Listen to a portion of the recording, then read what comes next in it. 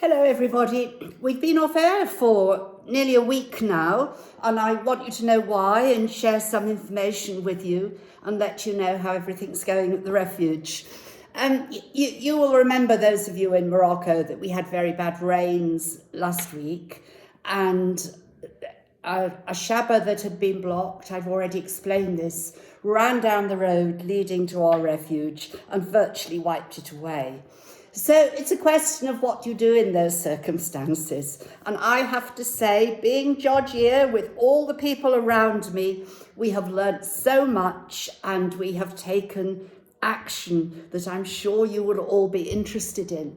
The first thing I learnt was that unlike the UK or the West, when my daughter told me that it had been raining in Basingstoke and it hadn't stopped raining, we know when that happens, the roads remain clear, the drains work, people aren't alarmed about roads collapsing, because there is a huge network that has been built up over possibly the centuries.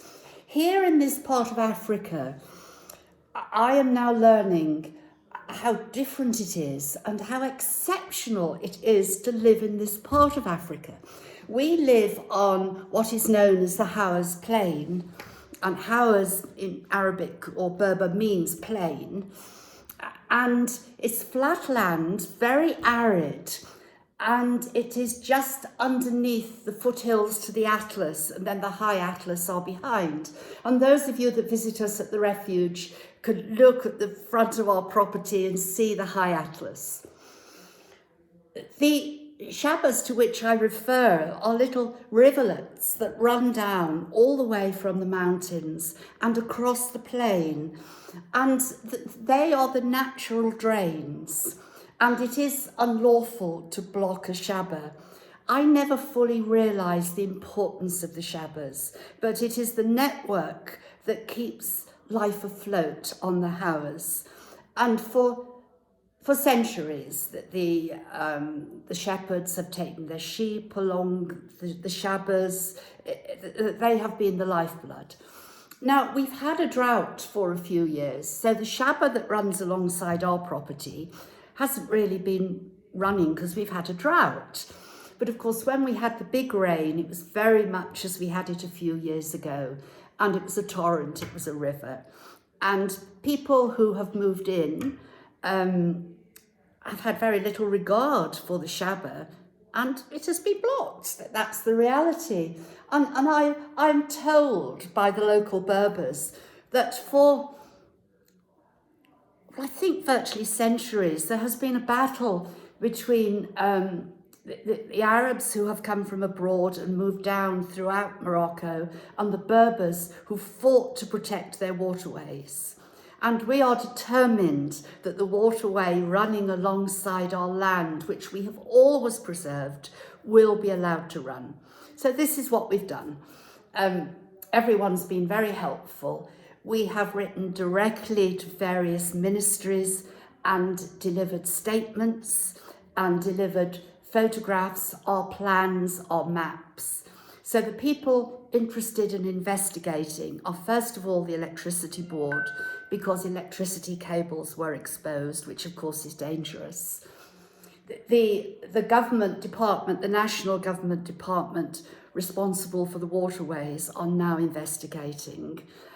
And I think there are a couple of others as well, those involved with the land itself. But we've done all these statements, we've had a very good translator, they're all signed and they've all gone.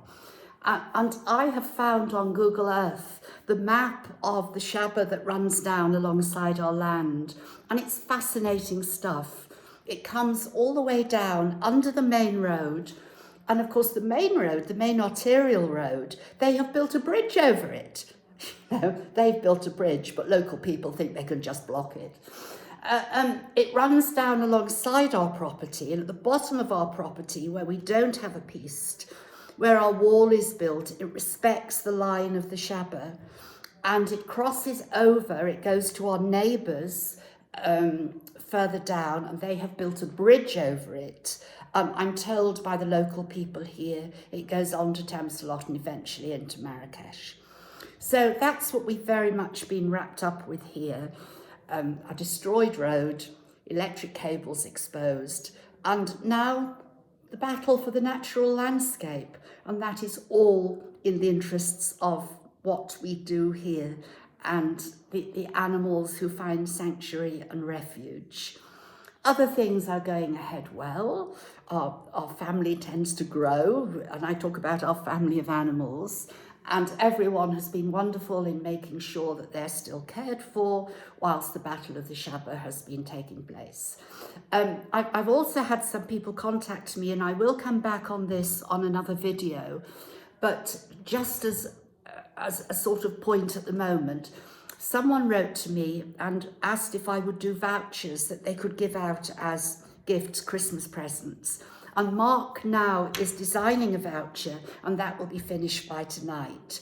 So that's another way, perhaps, of dealing with Christmas gifts. You can purchase a voucher from us, I don't know, for a £5, and the person gets a certificate and details about us, and can always look us up online. So if anyone else has got ideas about that, that would be great. We're not doing Christmas cards because we found from experience people just don't buy Christmas cards anymore. They tend to do things online. So Mark's going to work at designing something online that can be sent out over the Christmas period. And once again, thank you everybody. Your donations come in day by day, and I feel humbled. I know you do get a reply. Not everybody who goes straight to PayPal gets a reply, and I am going to try and catch up with that. But I promise you that every single donation that comes in is very much valued by all of us here, and we are so grateful. Oh, and finally, there will be a photograph later on because Jasper has a puppy. A puppy walked onto our land, and what were we to do? Jasper has taken it under his wing. It looks a little bit like Jasper. It's called Otto, but Otto will be looking for a home.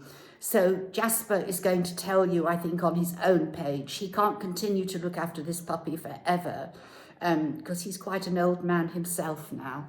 So that's something to look forward to, and there will be some more posts later on. Bye for now.